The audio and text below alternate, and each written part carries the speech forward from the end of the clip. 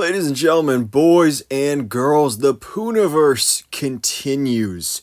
This time with a brand new installment taking us past Winnie the Pooh, Blood and Honey, which of course that first one, not great. The second one, still not the best, but it was decent. It was definitely a major step up, and now here we are expanding this cinematic universe of twisted childhood characters with Peter Pan.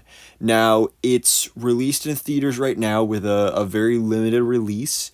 Unfortunately, I was not able to see it.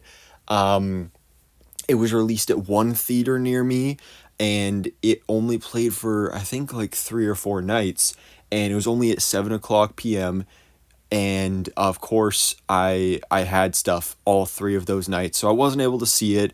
I'll probably watch it when it comes to, I'm assuming it'll probably be on Peacock somewhere down the line, probably around Halloween, like Blood and Honey 2 was last year. So I'll watch it at some point, but I'm definitely not in a rush. I'm definitely not going to go buy it on digital when it comes out. I'll just wait for it to be on streaming. But, you know, I've heard some mixed things about it being, not as bad as the first Blood and Honey, but, again, nothing too special. But despite not seeing that movie yet, I did just kind of want to make a bit of an update video on the Poohniverse, which is weird that I'm into this, kind of, because I really don't even love these movies, but just, like, the concept of it is it's so weird that it's fun to talk about in a weird way, which I kind of quite enjoy.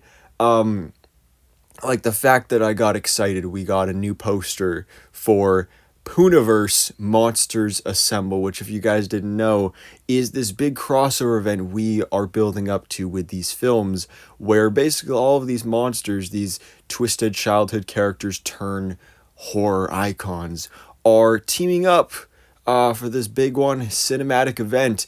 And it's been revealed, actually, that Peter Pan is going to be the villain of this movie. So it's going to be Winnie the Pooh and all these other characters versus Peter Pan, because apparently Peter Pan in this universe is just so bad and so evil that even Winnie the Pooh is like, dude, calm down. And I'm assuming that's probably going to have something to do with, because Peter Pan is specifically after children.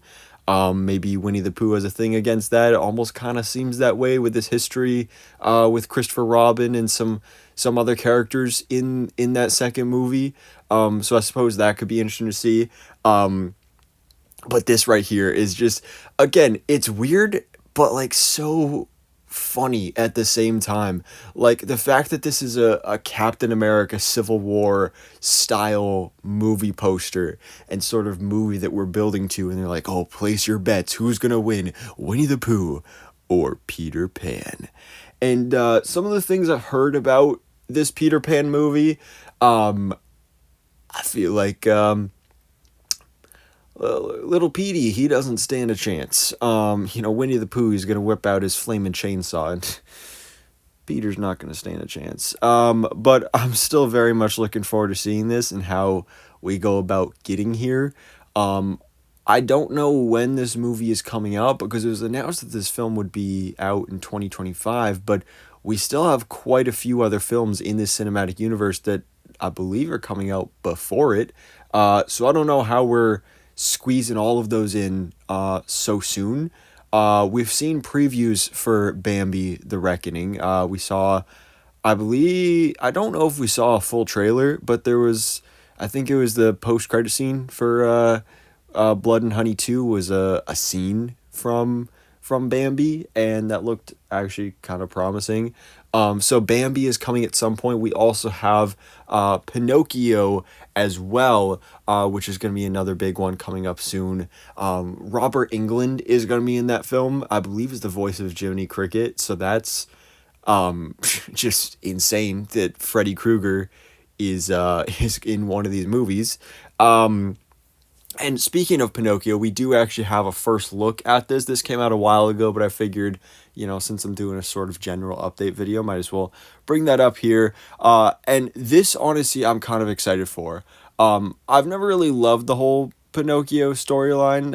Like it's not something that really enthralls me.